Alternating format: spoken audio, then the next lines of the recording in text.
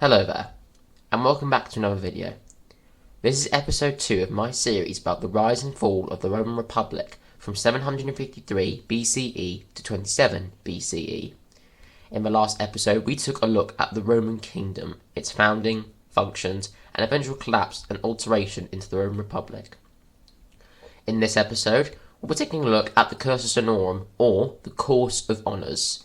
This was the ladder of political offices within the Roman Republic, as well as its political hierarchy. Please sit back and enjoy the video. Part 1. The Cursus Honorum. Summary.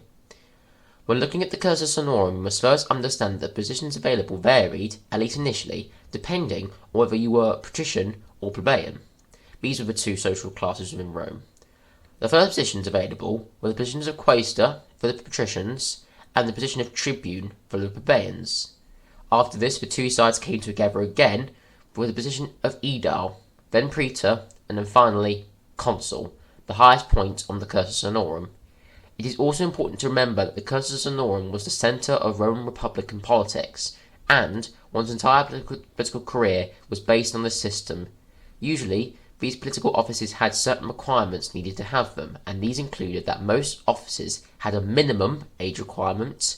You had to have been in the office prior to the one you were attempting to gain. There were sometimes exceptions to this. There was a maximum number on how many people could be in that office at one time.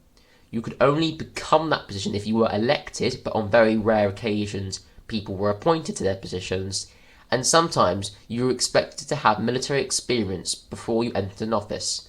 At first, this was more of a tradition, but it almost became mandatory as time passed. Each position had a similar or different requirements from the others positions on the Cursus Honorum, but we'll be going through all of the positions today. Part 2. The offices of the Cursus Honorum. The first position for patricians on the Cursus Honorum was the position of quaestor, as I mentioned earlier. The position held many important roles and requirements, which included, as I said, this was the first position on the Cursus Honorum for a patrician class in the Roman Republic. Ever since the reforms of Sulla, a Roman dictator who ruled in the 80s BC, the minimum age requirement for the office was 30 years old. The number of quaestors allowed in the office at one time did vary, though during the time of Augustus onwards, 20 were allowed into the office at the same time. They were the lowest ranking magistrate within Rome, meaning that they had the least political power on the ladder of officers. The main roles of the quaestors included managing the state treasury, counting and keeping track of all the gold and coins in the treasury, keeping the keys to said treasury safe, and the supervision of the public expenses and taxes, and the validation and archiving of government documents to do with these. There were at least 2 quaestors assigned to the city of Rome itself, known as the urban quaestors. In the early republic, each consul, who we will come to later, was given a quaestor.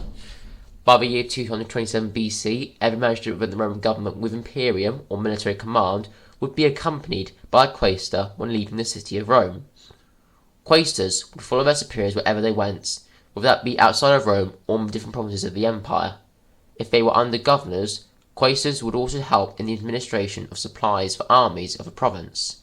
They also had to record all the funds of the province carefully, which in some cases was a system that corrupt quaestors exploited.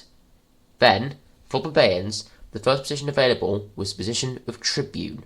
Again, this position held many important roles and responsibilities, with some extraordinary powers and abilities, which involved, as I said earlier, the position of tribune was the first office on the Cursus Honorum for the plebeian class of Rome. In total, there were 10 tribunes in the tribune of the plebs, which is what the tribunes consisted. It was the only position that represented the plebeian class within Rome within the Cursus Honorum. The tribunes within the group held the power to preside over the concilium plebis, the people's assembly, to summon the Senate, to propose legislation of their own to the Senate, and to intervene on behalf of the plebeians in legal matters. However, the most powerful ability within Rome was the power of the veto. For those of you who might be unaware of the term veto means to reject a decision made by a lawmaking body. This means that they could overturn or reject any legal decision that was made within the Roman political system, regardless of what it did or who passed it. As you may guess, this power led to many issues in the late Republic, and we will cover those issues later on the channel. The term for tribunes, like many other offices at the time, was a 1-year term.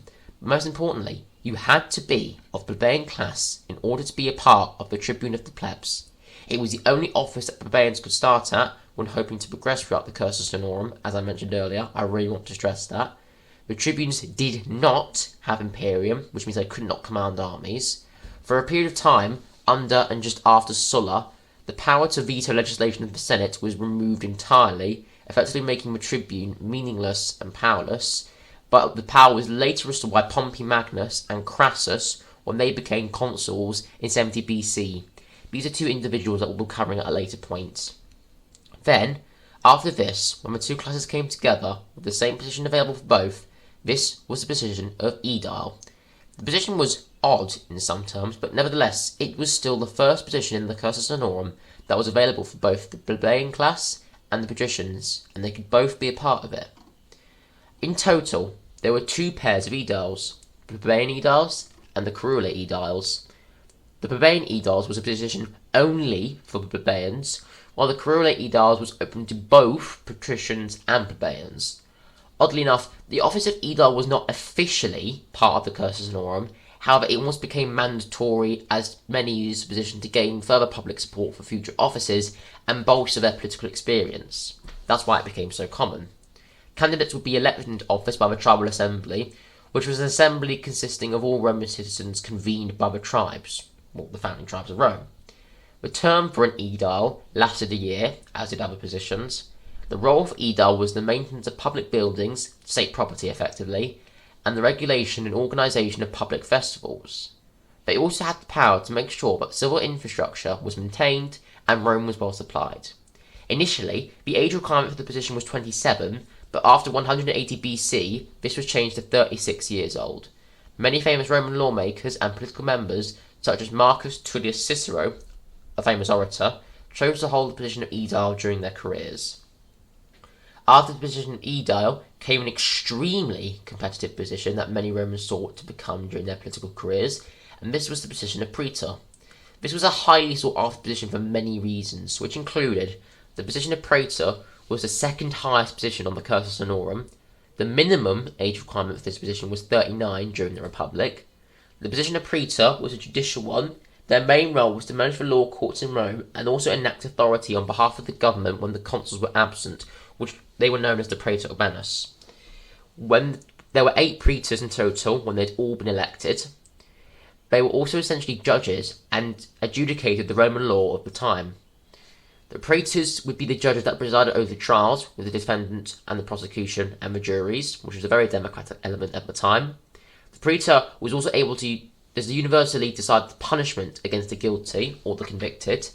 Despite being lower than the consuls of Rome, the praetor did in fact hold the power of imperium, which is again military command, meaning that they could technically command legions and armies in Rome.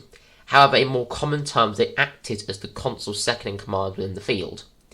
The praetorship was also the lowest office in the Cursus Honorum where, after completing their term as praetor, they could become a pro-praetor, meaning that they governed a province as ex-praetors. So the earliest time someone could be given a province to govern for Rome was after their time as a praetor. But the position of praetor came with the position that would have been the crowning achievement for all Roman politicians, which was the position of consul. This position was not only the best one that one could theoretically achieve, but also held many powers and responsibilities, which we will go over. The position of consul was the highest position for citizens that Rome could achieve on the Cursus Honorum. There were 2 consuls, that's very important, in order to prevent one man from getting too much power, i.e. a king. They were both the executives of Rome the Republic and exercised total political responsibility within Rome.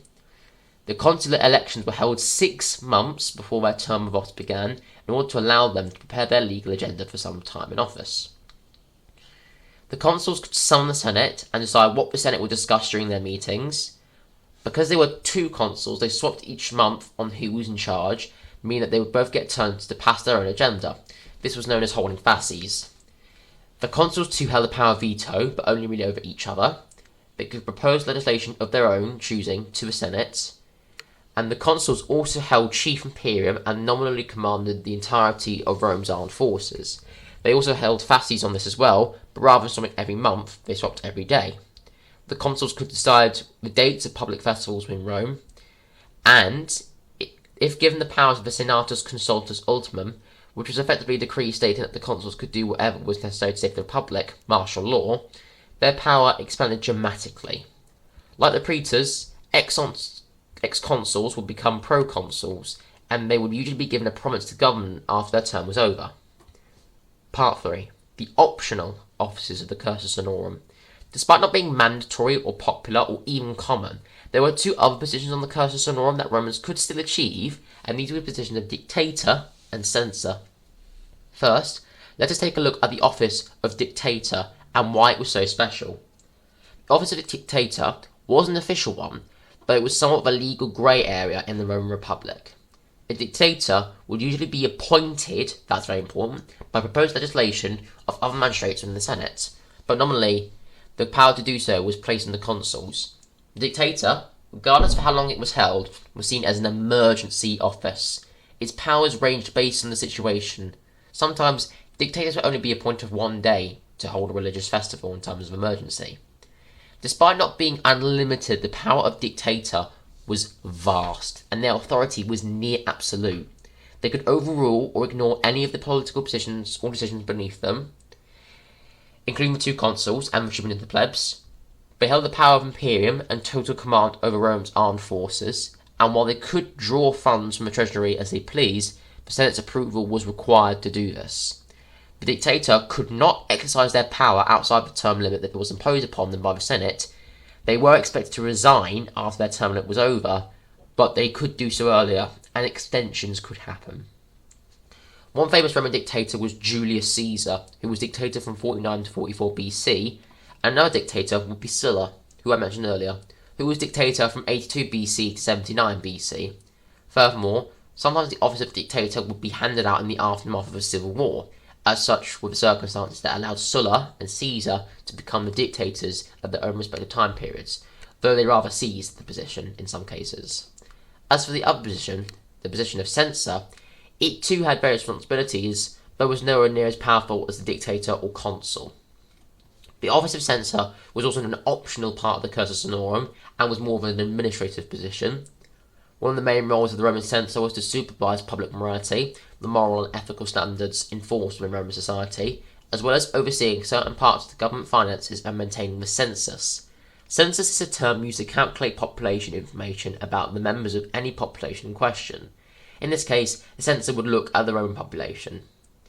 Usually, censors remained in Rome, but were sometimes taken to provinces under the Republic. While the main role of a censor was to maintain public morality, they could also hand out punishments to those who failed to do so. An example of the punishment that a censor would hand out would be the ejectio et senatu, or ejection/expulsion from the Senate, which meant that any member of the Senate would be expelled from it, but would not be barred from attaining other political offices. While praetors managed the payment of public funds, the censors were entrusted with managing it. Unlike most offices, their term in office was actually 18 months. Unlike most positions, the position of censor was abolished throughout the Republic. It is believed that Sulla may have abolished the position, but Pompey Magnus restored it. There is no records between Sulla and Pompey of any censor survive. The position was finally abolished in the year 22 BC, and its duties were handed off to the Emperor of Rome. However, it is important to note that the position was not as important as the others, so you do not need to worry about this one too much. Part 4. Conclusion. As you can see, the political system of the Roman Republic, in comparison to the kingdom, did not have a lot in common. Despite this, the Cursus Honorum laid the foundation for most, if not all, future events of the Roman Republic, and was perhaps the most central and important part of what drove many figures in the future to do what they did, using the Cursus Honorum, all of which we will cover. But if there's one thing I want you to take away from this video, it was that the Cursus Honorum promoted the decentralization of power, and this remained a key concept throughout the Roman Republic. Please don't forget to like and subscribe for more content, and I will see you all in episode 3. Thank you very much for watching, and I'll see you in the next video.